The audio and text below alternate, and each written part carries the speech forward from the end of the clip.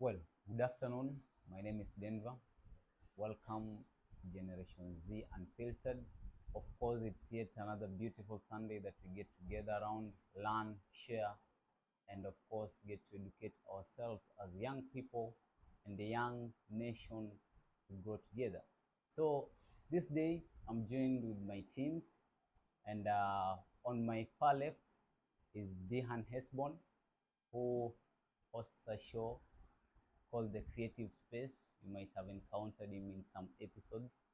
And next to Dehan on his right, we have Ashley Mombuki, who hosts a show that goes by the name The Ladies Lounge. And of course, on my right is Mavali Derek Dangote, who hosts the show that goes The King's Lounge. And now we have our esteemed guest today. We'll be talking about the topic, the pursuit of happiness. Are you happy? Am I happy? I don't know. We'll find out.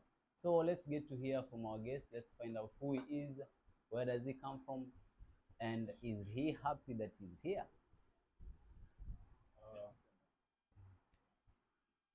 First and foremost, I want to thank you so much for bringing me here. Derek and the team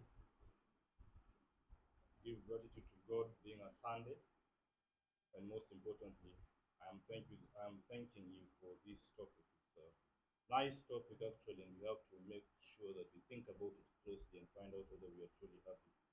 Or what is the pursuit of happiness? Yeah, thank you so much. So thank you so much. That was our guest. I hope at home or wherever you are, stay tuned. Feel free to air in your questions as we'll be answering to them. So I'll start off right by what is happiness? What do you refer to happiness? Dehan, are you happy? You are smiling, but I don't know if you're happy. So I think happiness is not all about smiling. Yeah, it depends how genuine the smile is. Yeah, so I may smile, but then I hide something, which means I'm not happy. But then uh, I think you can see my smile is genuine. I can't tell. You can't tell. Can you tell a genuine smile and one which is not genuine? Yeah. So to answer your question, I think happiness is fulfillment. Yeah. Okay, Ash.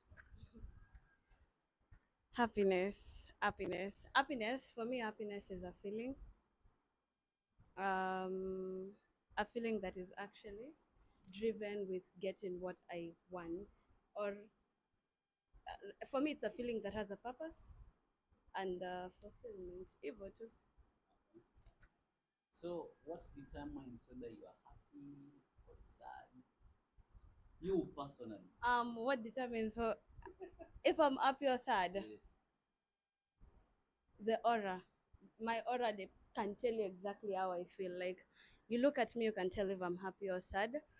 Because I'm not the kind to hide expressions. So if I'm happy, I'll show it. If I'm sad, I'll show it. So I don't know what actually determines it, but I'm sure I know if I'm happy or if I'm sad. Wait, For, do you not know what makes you happy?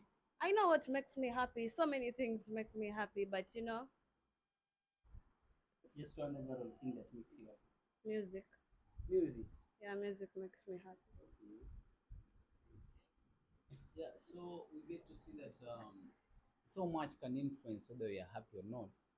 You get to see like the different circumstances, different situations, different things. Like she says, you get to see some people wakisikiza tu music, yeah, they feel like okay they are alive or something. So Derek, you're smiling. Are you happy or you're smiling? I think first of all, it's a choice to smile, and second is a choice to be happy. Life is all about choices. So I'll either choose to be happy or not. I'll choose to smile whether I'm sad. It's just like Ashley has said, or was it Dan? I may wake up and are going through a lot, but they usually say when you smile, the day becomes a good day. So I've just smiled to make my day a better day. So it doesn't mean I'm I happy. can hear Ashley almost. So So actually, to define happiness, according to me, is a sense of fulfillment, a sense of relief. You are comfortable. Whatever you wanted is okay. You are not in stress. You're just like you're just in a jovial mood. You're getting it. Nothing is running in your mind that is negative to make you feel like, hey, manze, I did this. Siko fiti. So happiness to me is a sense of fulfillment. So, from my keen observation, I've realized that the modern society, especially the social media society, everyone is posting a nice picture of themselves, smiling, a lovely video, and the social media perception is that everything is good. Unaweza pata msee anakufa depression maze, but now when it comes to your photo session, they're always smiling, nini nini. So maybe Isaac, you can talk about what could have led to such scenarios in modern society. Sababu unapata some people really they're undergoing through a lot, yes, but now sasa unapata ukienda kwa social media it's not what they're feeling, you see. They want to portray themselves as happy, making money, living life, but in real sense that's not the case. Is there anything you can talk about concerning such people or what they can do? Thank you. First of all, I'd like to invite us to think about this matter very closely. First and foremost, is happiness a construct of the brain such that there is a hormone released for you to feel in a certain way, regardless of the circumstance of life, or is happiness as a consequence of the choices that you've made in your life? Someone has talked about fulfillment, but you cannot have fulfillment without meaning, and you cannot have meaning without purpose. You cannot have purpose without a higher form of good. And if you cannot have purpose without a higher form of good, then your belief system is what is the biggest predicate value of your happiness.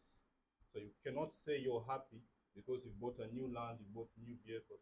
You can only say you're happy because the highest form of good or the highest form of perception of wealth has been achieved according to your life standard. So you've asked a very good question. Social media people post to show their forms of happiness, but social media, generally people post in social media to brag, most of them to boast, and to sell out jealousy. Wanauzia wengine wivu. So the understanding is this: are you happy because your brain has told you that you're happy? Released a happiness hormone to make sure that you feel the same? Are you happy because you have the highest form of good that is guiding your happiness? Or are you happy that your meaning is fulfilled? And all of that is tied into one, your belief system. So what do you believe that makes you happy? Do you believe that life is materialistic? Do you believe that life is nihilistic? Do you believe that life is theological in nature? Or do you believe that life is all encompassing? So one of the Roosevelt's writes, and this is also quoted by a letter to Birmingham by Dr. Martin Luther King, he begins and says in the second paragraph that we hold these truths to be self-evident. We hold these truths to be self-evident, that human beings are all created by God and that they are endowed with certain unalienable rights, that among these are the right to life, liberty, and the pursuit of happiness. So for you to pursue happiness, you must have life. But someone says he is life. Who is that? The Creator. For you to be free, you have to be free from something. What are you free from? Are you free from evil? The Bible talks about slavery to sin. So you must be free from sin. And then for you to be happy is to make sure that you make the choices that do not take you to the path of sin. So I think let's begin from there, and then now we determine what are the three, according to my theoretical framework, what are the three determinants of a happy life system? According to you, maybe if you are to respond to that, what determines whether someone is happy? Okay, at some point I listened to Diamond say that whatever he shows on social media is not what he lives. What I'll show on social media, I'll show there because maybe I'm paid to do that. But nikifika home takula mrenda. But on social media, I'll post with a champagne. So according to you, what are those three terms that determine whether someone is happy or not? That's a very good question. It's also quite profound, but I will make sure that it's shortened. So to begin with, like I said, the first three is the belief system. You have to believe in God. The second three, you have to ensure that you have to understand that the life that you all have is determined by you, the choices that you make, not because you're a God of your life, but because the life that has been given to you. To whom much is given, much is expected. So if you've been given much life, much is expected from you. You cannot make mistakes. And if you make mistakes, there are consequences that come with it, negative of sorts. So first thing is your belief system. Who is the highest form of good? So Carl Jung, a psychologist, writes and says that every human being has a belief system. And that belief system is predicated on a value system. So there's the highest form of value. So those of us who are Christians, those that are watching, those of you that are listening to me, the highest form of good is love, because God is love. And then the rest follow through. So those of you that believe that the highest form of good is loyalty, you have a belief system. There's something that you believe. So there's a system of life that you've chosen to follow, and you're willing to take the consequences. Someone has said here that so long as I do what I want, so long as you do what you want, you should expect the consequences that you don't want. So for those that say that I personally will do whatever I want because life is mine, I have to do what I want. To me, those people are filled with hubris, conceit, and pride. Why would I say that? I do not think that everything that we have in life, we deserve it. I don't also think that everything that we have in life determines our truths. Those of you that go to social media and portray a character, you're actors in life. Biologists agree with you and say that we are only DNA propagators. Yeah, DNA propagators, that we will continue living without a meaningless life. So what happens when you die? Your DNA is dead, right? So the second thing that I would propose, the very first thing I said, your belief system in God or a higher value system. The second thing I would propose is what path of life have you chosen? Have you decided in your life to be an actor or to be a realist? Those of us that are practicalists. So there are three theories of truth: the correspondence theory, the coherence theory, and the pragmatist theory. The very first theory, correspondence theory, is a theory. Correspondence theory is a theory that coincides with the reality. So for example, light is white because electricity is white. Someone would argue like that, right? Coherence theory supposes that your arguments should be logical, consistent, and should be empirically observed, investigated. And then the pragmatist theory says that X is X because we see X is X.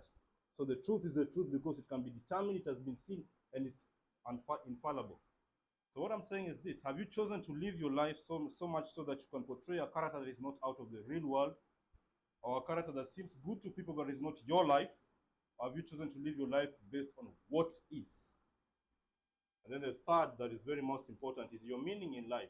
I believe that every one of us here that is listening to me agrees with me that the greatest form of joy is when you are a helper to someone, when you're able to subjugate yourself to a level, regardless of your status in life, to be able to aid or uplift someone in terms of their life systems. So I think those three are my theories for the pursuit of happiness. In the course of your declaration, you said that, okay, you mentioned three things. One, you said one's belief determine whether they're happy or not, and that everyone has to, have some belief. And then secondly, the life that someone has chosen to live, either if someone has chosen to be a realist or which other term, Fictional.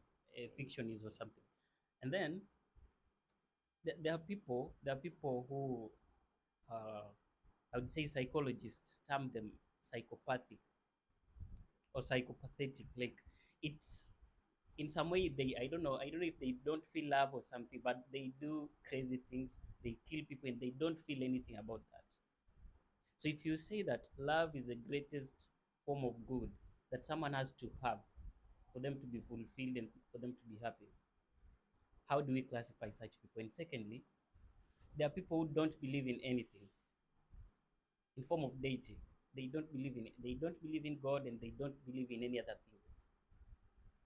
So are these people not happy because they don't believe in something? First question is very good, and it also proves my point that happiness is not what you feel. Happiness is what you've been given to feel. Okay. So the psychopath kills someone and feels nothing, right? The sociopath. They're called psychological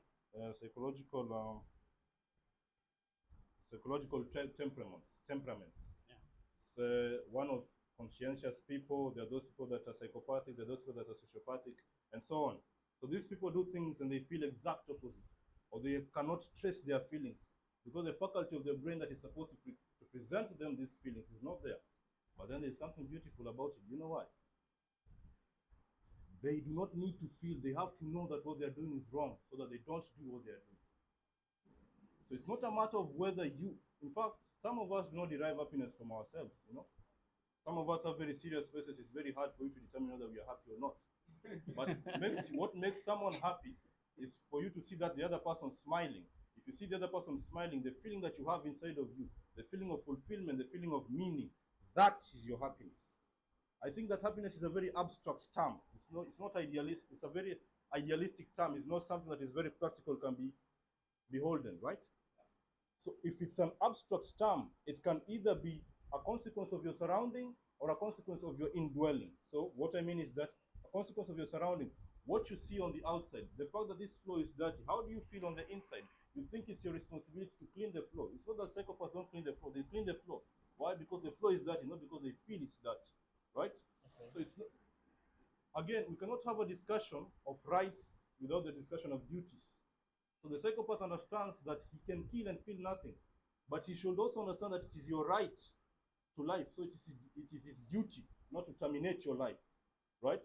And if he understands that and he lives his life in a correct ethical framework, pseudo-correct ethical framework, then I think that is the pursuit of happiness. What we are saying is this. What I'm saying is this. Happiness is not the highest form, right? We are pursuing the highest form. Had it been the highest form, we would not be pursuing it. Remember the first quote I gave you. Those are the three elements, the three very elements that we have as human beings that make us self-evident, that make us to prove ourselves, that we can process our emotions, and we can also direct our emotions against our own will. I know I am angry at you, I want to kill you, but I will not kill you because it is my duty to protect your life. I act against my feeling. Some of you should be feeling happy, but you cannot feel happy. You refuse to feel happy. Some of you feel envy when someone is posting on the social media about the champagne and what have you, these lives that they post most of the time. But you cannot feel his happiness because you feel his envy. What is he portraying to you? He's portraying to you envy. And that's what you process in your brain. Right? Because it's unverifiable. Which is why I said my third thesis that have you chosen to be a pragmatist? You're a realist. If you come to my house today, if we're cooking chapati, you find chapati, I don't need to post it, right? So the person that posts and the person that helps someone with a chapati, who is the highest form of good? Precisely. How will you help if you don't have a belief system? How will you help if you do not believe in some sort of common good? The highest form of good in my belief, and I believe in Jesus Christ as my Lord and Savior, is love. And Jesus portrays his life as such that whoever loves you will die for you. That the greatest form of love that a friend can have is to die for his friend, right? So you argue and say, what of those that do not have a belief system? I disagree. Do you know why? Nobody believes nothing. In fact, sorry, cosmologists that are atheistic in nature argue that nothing began the world, and then they argue, this is a summary of their argument. Nothing began the world and nothing exploded into the earth. Does it make sense? If you know, you and I as a pragmatist know that nothing is nothing. You cannot touch nothing. It's not there. But they believe in nothing. So anyone believes in anything. Okay. You are guided by something, right? If you argue that nothing began the world, then nothing cannot explode. If nothing explodes, it's a big nothing. So that means that scientists can speak as much as they want on nothing, but it still ends up to be nonsense. Exactly. Right? Okay. One of the best arguments against, or one of the worst arguments against the conception of belief in God is the problem of evil. Now, if God is good, why would he allow bad things to happen? If God created all mankind and said that all mankind are made in his image, why are some mankind psychopathic? Why are some mankind killers? Why are some mankind all these evil things that they portray on the world? Very good question. But the fact that you identify that there is evil in the world assumes that there is good in the world. Why would you want to assume evil with God? And the fact that you assume that there is good in the world, you assume that there is someone that placed good in the world, therefore there is a moral law that is given by the moral lawgiver. And that is whom you're trying to dispute. So Whitehead's thesis is this: men became scientists because they expected law in nature, and they expected law in nature because they expected a lawgiver. And the lawgiver determines that you should not kill, you should not steal, you should not do this, you should not do that. And then he closes up in the New Testament and says, do unto others what you'll have them do unto you. And then he provides with the faculty of feeling that even though I'm nailed on the cross, it is finished. Forgive them, for they know not what they are doing. Because it's the highest form of good to love one another regardless of the situation, because it provides you with a feeling of fulfillment. At the cross, you're crying and you're struck with a whip on your back and nailed on the cross. You are in pain. But at the end of the day, you do not say, cast them. I feel pain, but I act against my feeling, because I know that I am a guided agent. I'm a guided consequence of an agent. I'm a guided mechanism. The agent determines my happiness. And he says that this is the way to life. So I follow that way, and I accept that love is the highest form of good. You cannot be happy unless you love. So I believe love is what makes people feel happy. I believe that love is the highest form of good, and whoever pursues it is what makes them ultimately happy. But happiness is a construct, it's abstract. So what is idealistic is joy, right? What is idealistic is joy. What is practical, what can be determined, what can be measured is joy. I am a social scientist, and one of the predicates of happiness in life is when they take an analysis of different classes of groups of individuals, so particularly women, and then they ask women at their late 30s and 40s or 50s, those that have no children, and they ask them, are you happy in life? And of course, women are women, they're highly emotional. So they'll tell you, determine how they've dressed, what they've seen, what they've eaten during the day. So you clearly not know what they're saying, what they mean happiness is. You really don't know what they mean, you know? It's like, are you happy? They say yes. In the evening, are you happy? Say no. How? You know, it's like it should be flowing. But if you tell me, are you joyous? I say yes. Why? Because I'm at peace. Speaking about women, maybe, look, let's speak the reality. Ladies are tools of emotion. Men are logical. That's a fact. Okay? Look at how Ashley is looking at me. Ladies will speak in accordance to how they feel. What is my emotion right now? If I'm happy right now, I'll tell you I'm happy. But if something changes their moods, they're totally different. So, do you think that the mood swings in a lady, of which if a man has some mood swings in crisis, does it determine whether they are happy? Because you've said you'll meet a lady in the morning, she's happy, in the evening she's sad. To me, I think it's just how they were created. They are created to deal with emotions. Yes, and that's very nice. That is very true and very practical, because they need to rear babies. But you see, you didn't listen to you didn't finish my point. The point is this: the determinant of happiness cannot be on the short-term materialistic things. What I mean is how you woke up in the morning, what you ate, how you've dressed. It has to be a predicate, a logical predicate, something that you can see until you die. So they ask these ladies in continuing, do you have children? They say no. So is that a determinant of why you're not happy? You say, yes, because I'm lonely, you know, and all these things. You know, you can't really know who loves me, who doesn't know me. Someone has asked, are you in a relationship or in a marriage? They say no. Why? I just can't find a partner. And how does that make you feel? I'm not happy. Why wouldn't they ask them how you've dressed? Why wouldn't they ask them what you've eaten? Because it's short term. But they would ask them what is idealistic, what is something that is tangible that would last forever. Human beings are propagators of genes, right? So you cannot propagate negative emotions. You cannot propagate negative genes. You have to propagate things that can last for a long time. And a social scientist that is serious is going to look at these variables and ask the lady, what makes you truly, genuinely happy? Let's stop talking about abstract idealistic terms. Let's talk about practical terms. Let's narrow down. What do we mean by fulfillment? What do we mean by meaning in life? What do we mean by purpose? Right? Yeah. I think when we move on that trajectory, then you agree with me that happiness cannot be the end goal if there is no a guide.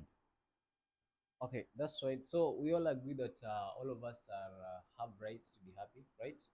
But from what Isaac has said, he said that I have a question, like the state of being happy.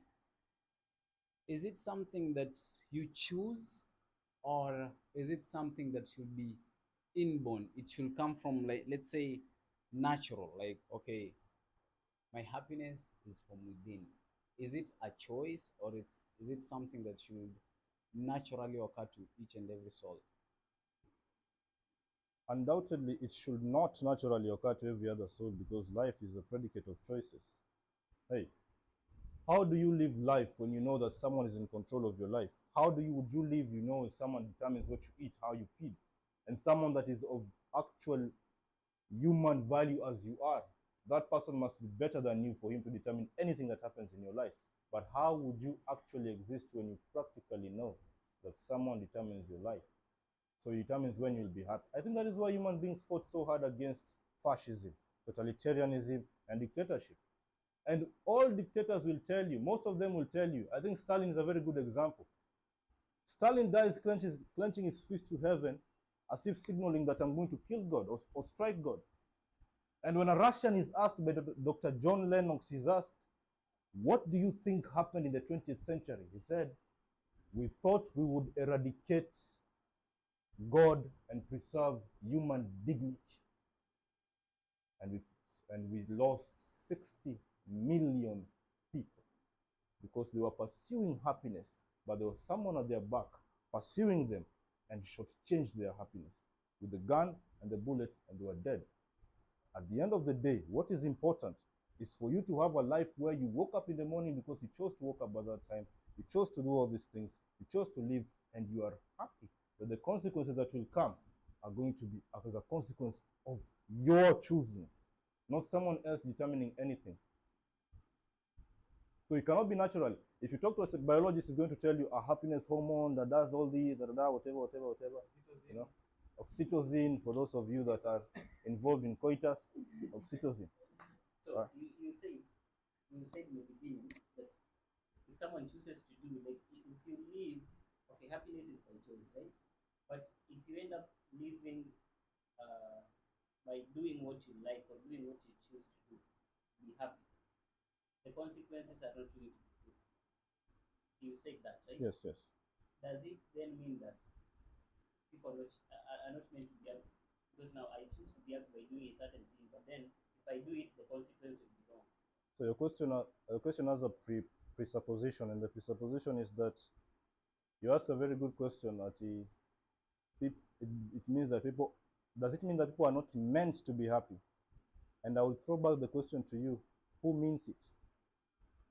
Who is meaning them to either be happy or not? I think that's when we go back to the belief now. Exactly. So you agree with me. So my first thesis stands. Right? You agree with me that my first thesis stands. You cannot be happy unless you believe. Yeah. So it determines what you believe. So they are Satanists. So Satanists have this idea. If I have a cup of water, it's poisoned, and I put a banner there, poisoned water, right? You go buy that cup of water. I can watch you shake to death. I get triggered. I shake a bit. I don't die. Watch you die and feel nothing. But if I sell you poison and not tell you what's poison, and then I die of the same consequence, that's karmic retribution. You cannot be happy knowing that a life has been taken by your hand. It's traumatizing. It's tormenting. So something has to be done to avenge a life, right? So that's why the canon dictates a life for a life, because the very first thing that God brought into the world that was practical and could choose is life, right? So, and the very first thing actually to speak in the garden was life, the snake, right? So the snake spoke. It was alive. It had to speak, right? Everything had to choose what to do. You had to choose whether to be fulfilled. You had to choose whether to be guided, or whether to choose the other way around, right? Yeah. So the Satanists have this belief, and it's okay, you know. So the Muslims have their own belief. They believe, according to your question, that it's very right. They should be meant to be, you know, you should be meant to be a Muslim. You should be meant to. And there are very many problems with that, because, you know, there's no need to go so much into it. But the Christian is told, you're not meant to be anything because you don't deserve anything in this world. Whatever you have in life is by the grace of God. You're loved by the grace of God. You dress and feed whatever you have exactly is by the grace of God. You cannot be happy unless the grace of God is upon you. So that's my undertaking. And I think now we've agreed that for you to be happy, you must have a belief system. It has to be God. I have a question for you, Ashley. Maybe you should help me understand. It's something that Isaac has questioned. What determines whether a lady is happy or not?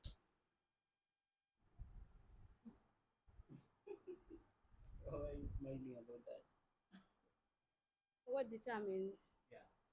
I think you are not supposed to like direct the question to only females. I don't know if it's different in male or in females, but kind of different. let me tell you, I believe that happiness is there has to be events that have happened to lead to my happiness. There has to be something. But then, when you argue that there has to be events to make you feel happy, then you agree with me that most of what we are doing on earth is acting.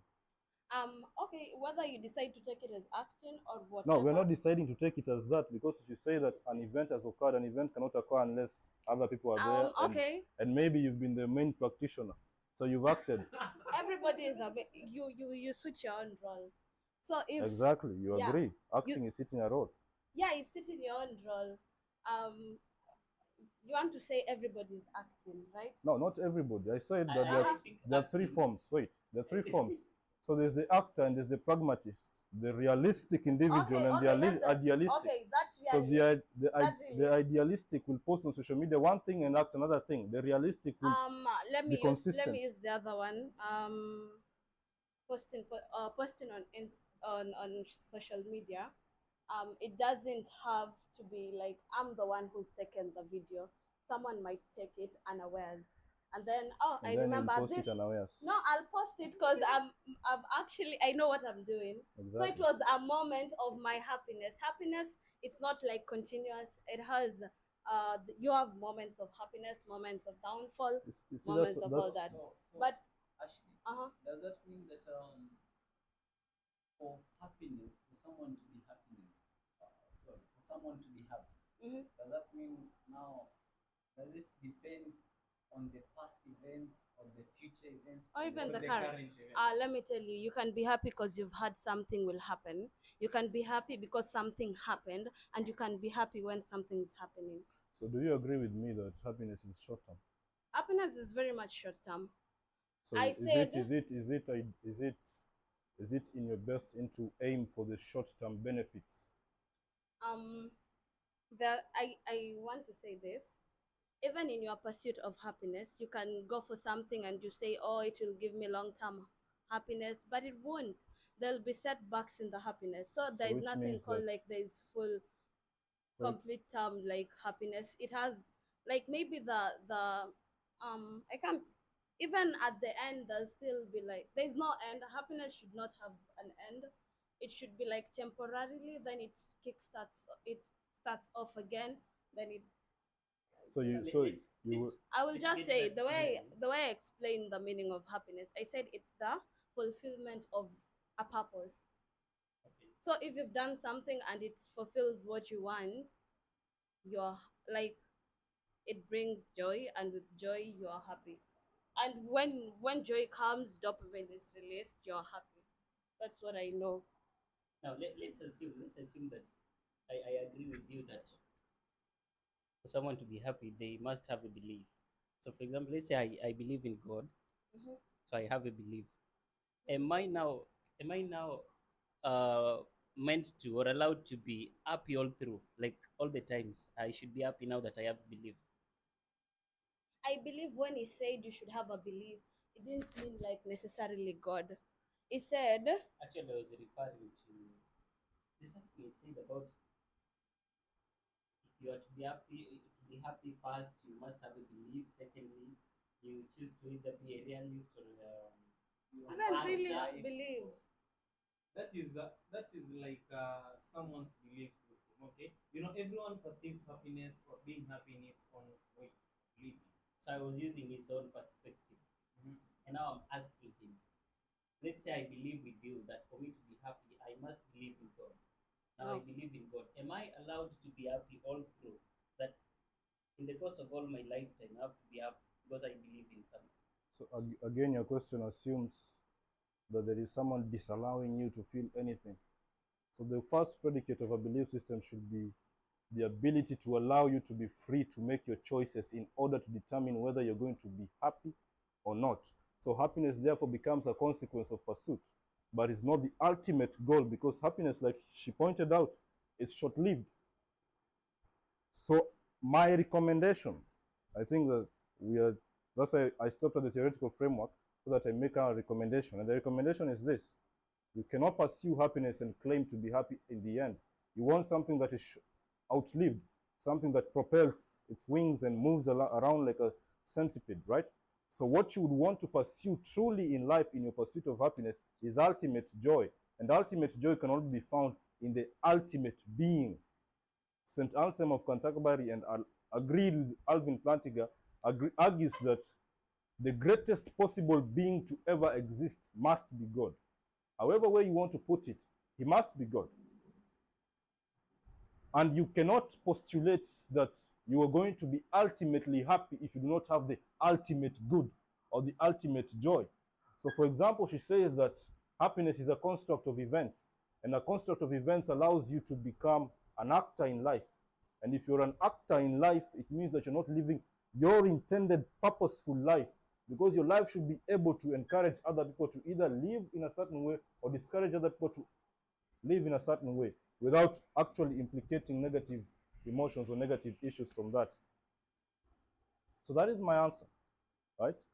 And I don't think that when you pursue happiness in the short-term sense, saying that because my brain has released a certain enzyme after it had certain news, I am now happy.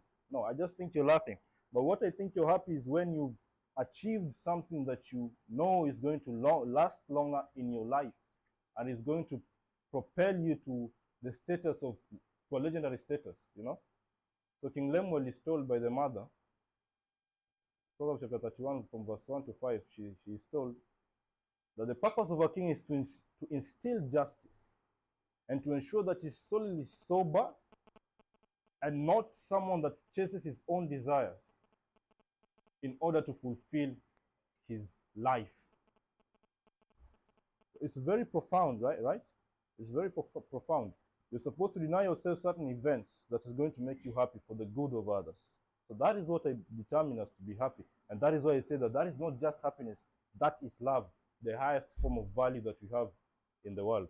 So now that this talk is more about Gen Z, I would just want to know, is there a disparity between, let me say, pursuit of happiness between Gen Zs and the other generations?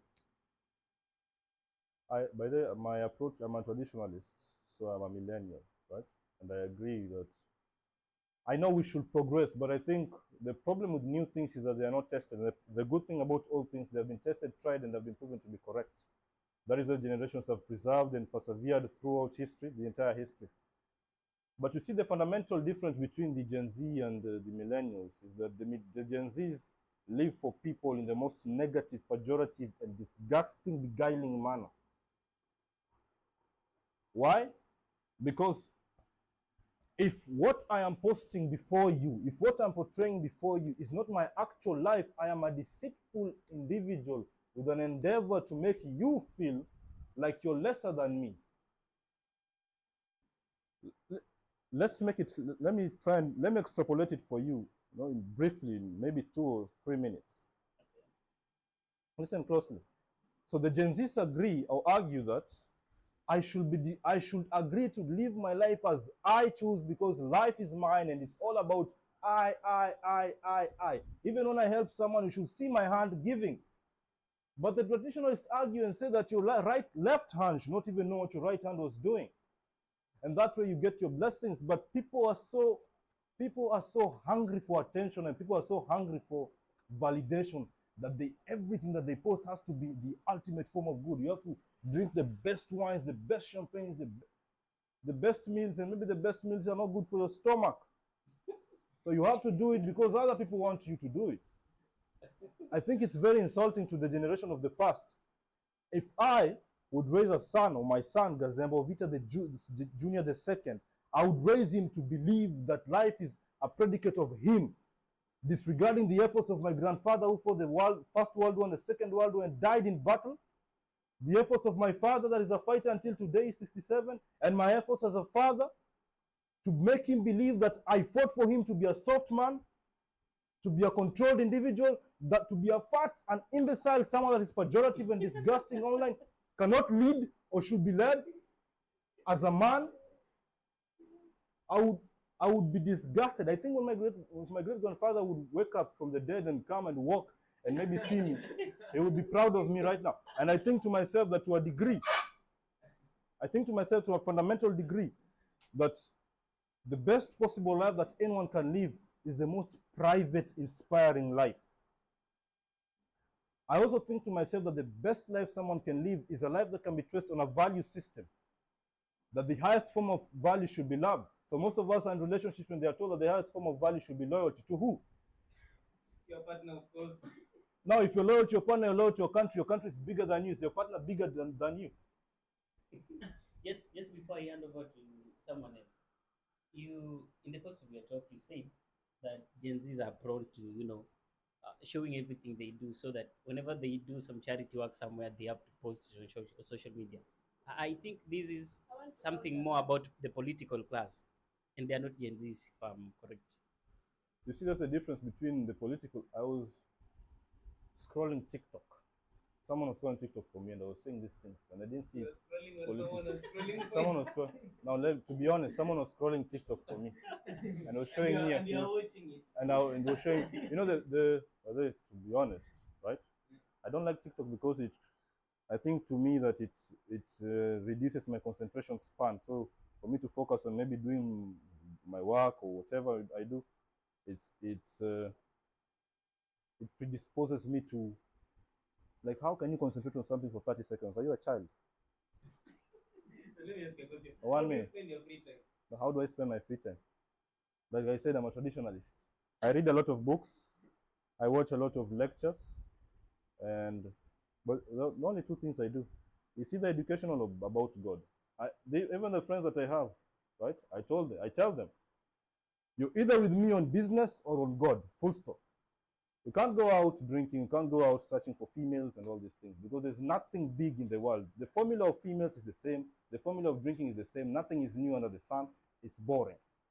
It's supposed to provide me with something profound, something big, right?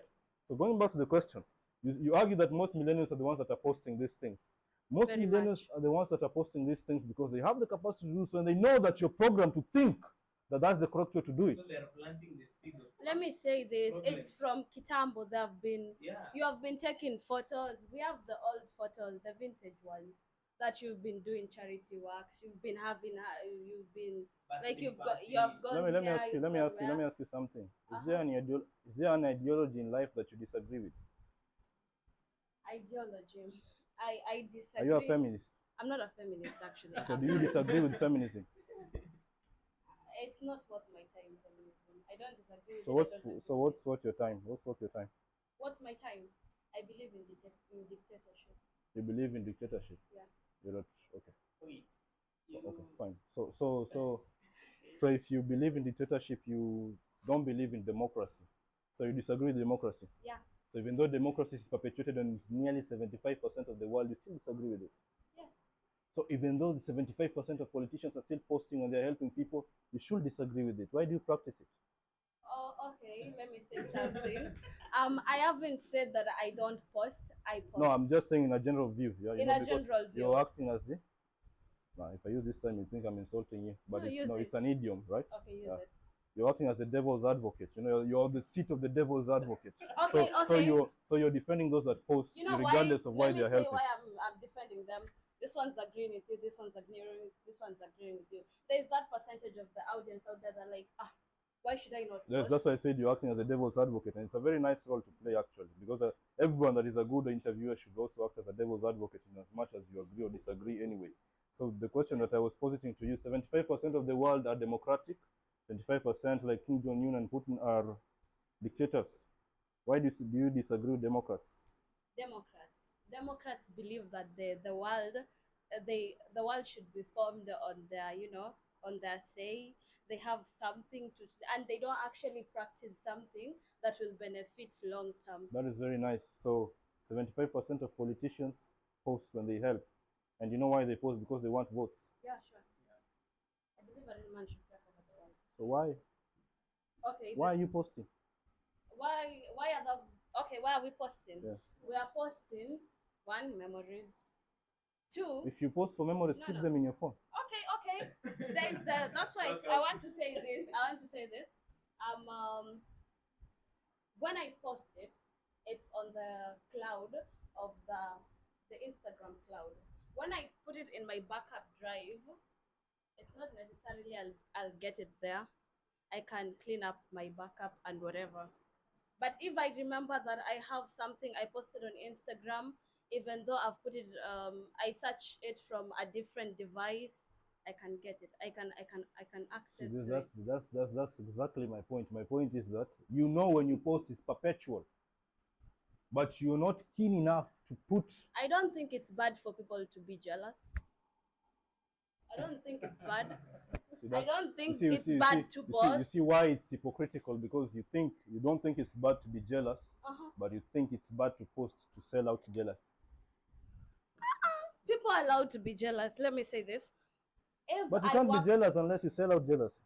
Okay. Someone sells out let me, jealousy let to me you. tell you, the first when someone posts, at the back of my mind is not jealousy. At the back of my Okay. mind, I want you to see. Okay. Fine. Let's pretend we've agreed. Sure. 50% of individuals that are watching right now are not politicians. Okay. Why are they posting? What are they posting?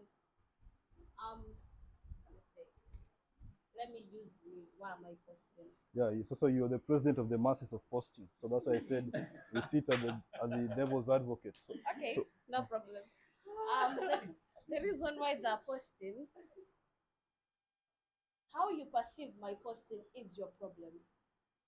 If you view my posting with jealousy, it's so your on problem. that point, do you believe that people that watch adult content are upright?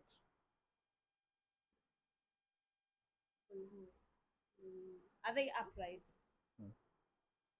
Because it's the Gen Zs that are doing these things. People watch what? Adult content. They are. Are they upright? Are they happy? And why? Are they happy? Are they happy? Now, Are they happy? honestly speaking, they are.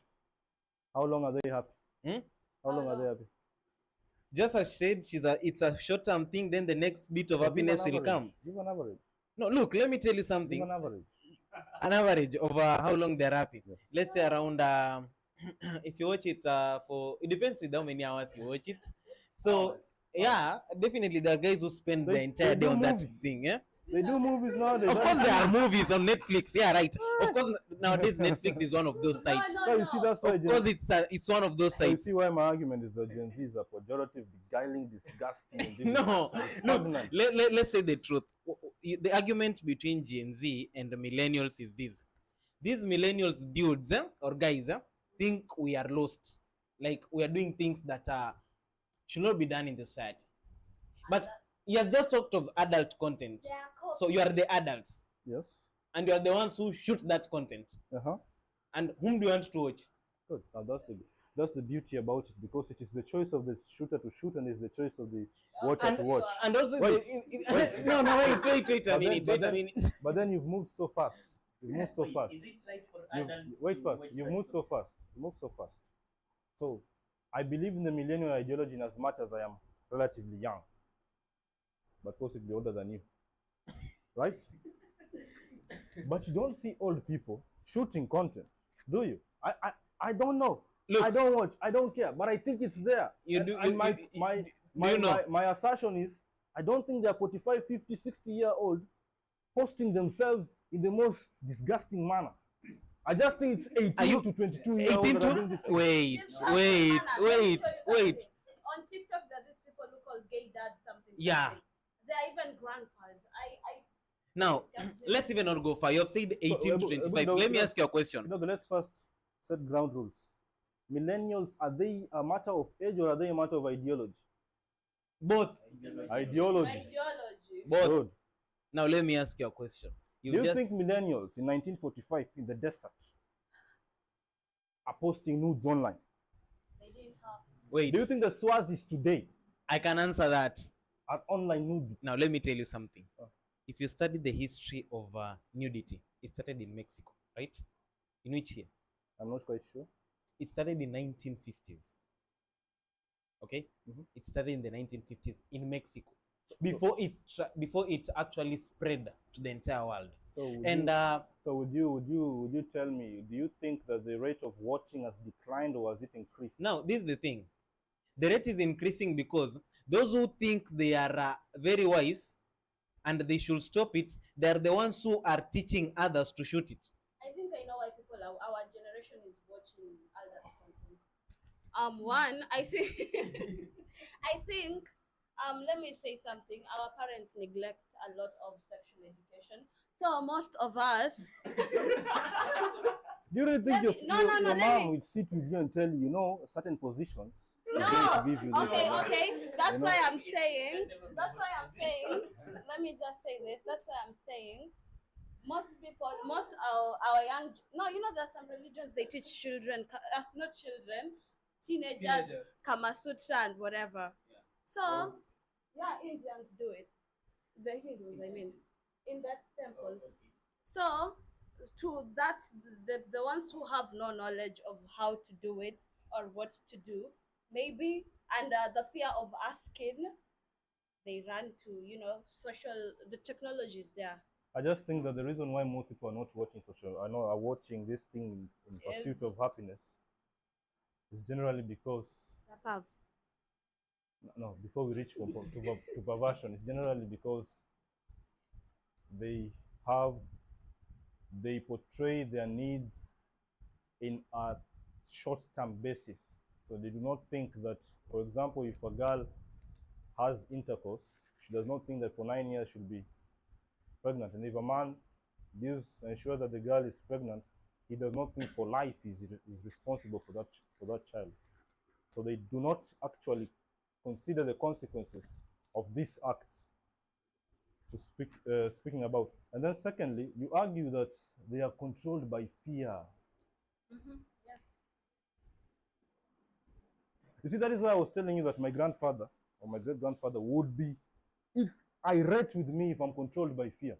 He would look at me and tell me that you are not worthy of beholding the name Gazemba, because Gazemba is a name of power, is a name of faith. Therefore, I refuse to anything that takes away. Do you believe anyone here? Therefore, I refuse anything that takes away power from me. Anything that instills fear in me, I refuse that. It's a construct. It tells me, fear the dark. I walk in the dark to counter the dark. Fear the cow, the animal. I walk to counter the animal. Because at the end of the day, the world is on the extreme. It's either extremely dangerous or it's either extremely happy. And whatever is extreme, too much of something is too bad for you. At the end of the day, there are poisons on either end. So you have to choose your poison. You either choose to be a strong, formidable individual with marks on your back, or you choose to be a weak individual that is guided by fear and have extreme happiness that is going to make you languish in desolateness, in poverty, and a retarded mindset. You can imagine a guy that is watching adult content and then is doing the act. Do you really think the feeling of watching and after watching is the same? So why did you do it in the first place? Someone said that if you want to watch adult content and actually, I don't have a good word for this, and actually have coitus on your own, for those that understand, and actually have coitus on your own, and you're in the dark in your bedroom and you're watching adult content and actually have coitus on your own, put your mirror in front of you and watch yourself. Then after watching yourself, ask yourself whether that's the face you want to see. So the Gen Zs, most of them want to do things regardless of the consequences, and they do not want to be accountable for their decisions.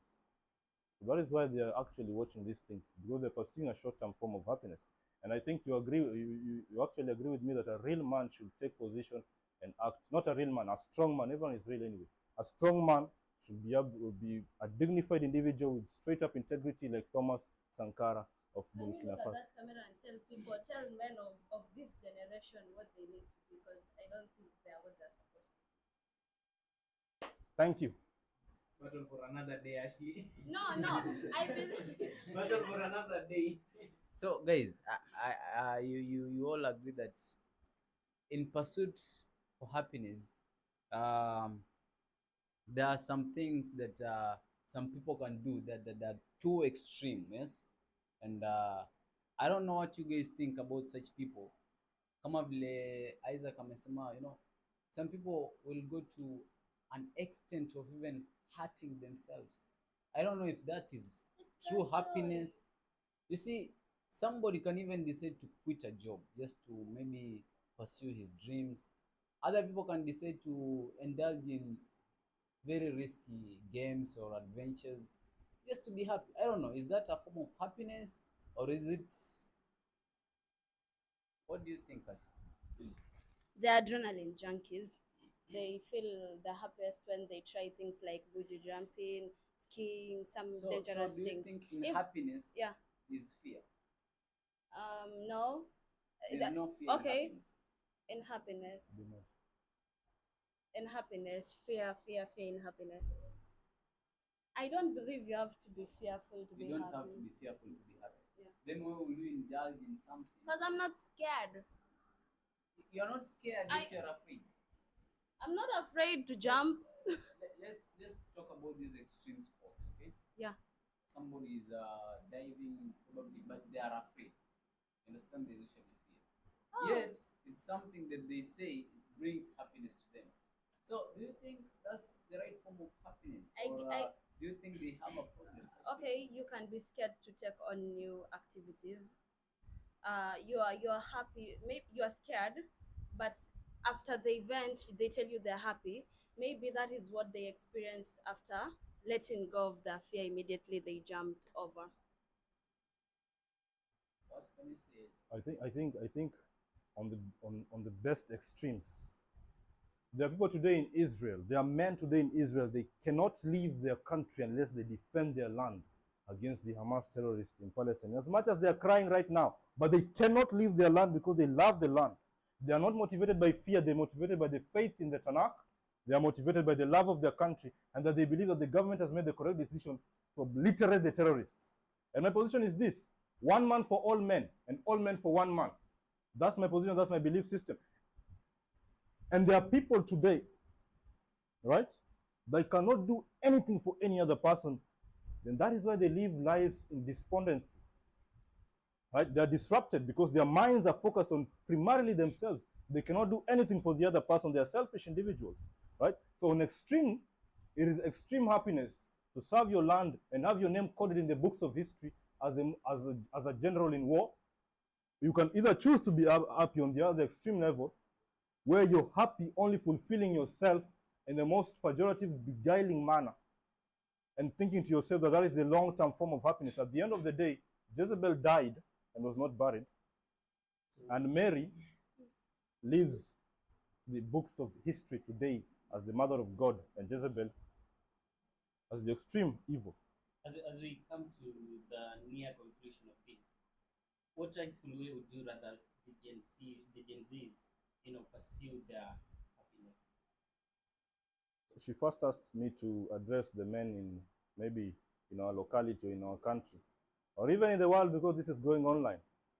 I believe that whatever should motivate you by faith, and by faith alone you should stand. That whatever should happen in your life should be as a consequence of your choices. So you should be an integral individual, that whosoever aligns himself with you should know that you live as a consequence of a belief system, and you're charged with a value system to behold that system.